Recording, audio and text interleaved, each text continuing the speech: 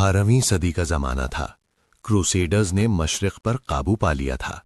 मस्जिद अल अक्सा, जो मुसलमानों का मुकद्दस मकाम था, अजनबी हाथों ने गिर चुकी थी।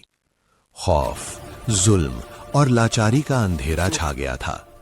मगर अल्लाह ने इस अंधेरे में एक रोशनी भिजवाई, सलाहुद्दीन अय्यूबी। सलाहुद्दीन 1137 में तिक्रित में पैदा हुए। उनका असल नाम यूसुफ बिन अय्यूब था। बचपन से ही तमीज, हिर्म और शराफत उनकी शख्सियत का हिस्सा थी। उनके वालिद ने कहा, यूसुफ, जमीन पर मुसलमानों को एक शरीफ, बहादुर और ईमानदार लीडर की जरूरत है। जवान होते ही सलाहुद्दीन ने फातमी और ज़ेंगी गवर्नमेंट्स के साथ काम शुरू किया। जंगी तरीके, सियासत और स्ट्रेटजी सीखी। उनका उस्ताद था मशहूर मुजाहिद नूरुद्दीन ज़ेंगी कि ये जवान एक दिन इस्लाम का परचम बुलंद करेगा। सलाहुद्दीन का मकसद साफ था, मस्जिद अक्सा को आजाद करना। क्रूसेडर्स मिस्र की तरफ बढ़ रहे थे। सलाहुद्दीन ने अपने हुक्मरानों के साथ मिलकर उनकी चढ़ाई रोकी। जंग के बाद इजिप्ट की आवाम ने देखा कि ये फौज का सरदार न जुल्म करता है न ताअस्सुब। वो मिस्र का वजीर आला बन गए, मगर ताज व तख्त ने उनका दिल कभी न लिया। वो कहते, मैं बंदा खुदा हूं, हुक्मरान नहीं। मिस्र, सीरिया, हिजाज, जहां जहां जुल्म था, सलाहुद्दीन ने उसे मिटा दिया। सबसे बड़ी जीत जंगी मैदान में नहीं, बल्कि मुसलमानों को मुत्तहिद करने में थी। वो मस्जिद में घुटनों पर गिर के दुआ करते, या अल्लाह, उम्मत को इखलास से जोड़ दे। एक एक करके सीरिया, यमन, हिजाज, मिस्र सलाहुद्दीन के जेर नगी एक परचम के नीचे आ गए। मुस्लिम उम्मत एक लश्कर बन चुकी थी।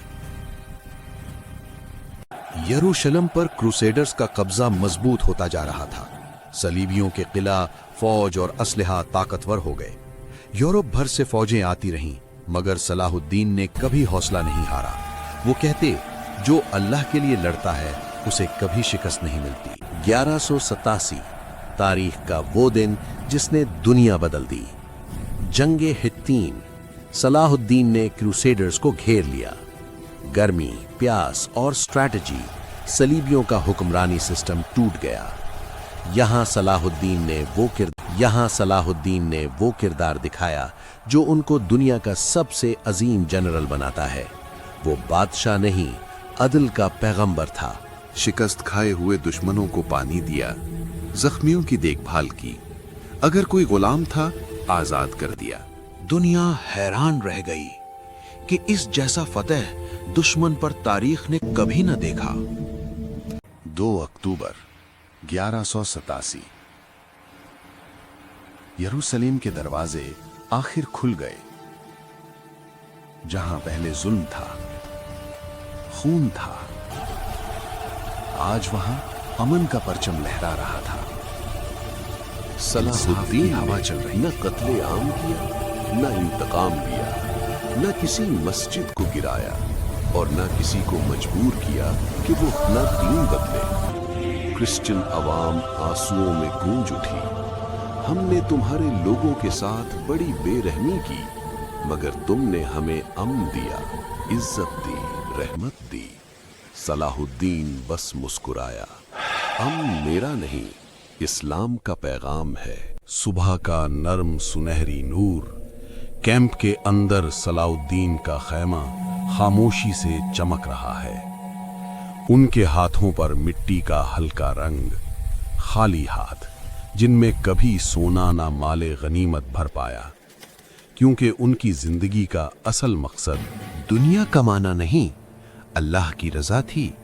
जंग का धूल और खून से भरा मंजर, गरीब, जख्मी, औरतें और बच्चे लंबी लाइन में उम्मीद भरी नजरों के साथ खड़े। सलाहुद्दीन अपनी तलवार का सहारा लिए, थके हुए मगर दिल से जिंदा, मुस्कुराहट के साथ जो कुछ मिलता सब में बांट देते। और हम देखते हैं वॉरियर्स के पीछे बोरियां बिल्कुल खाली।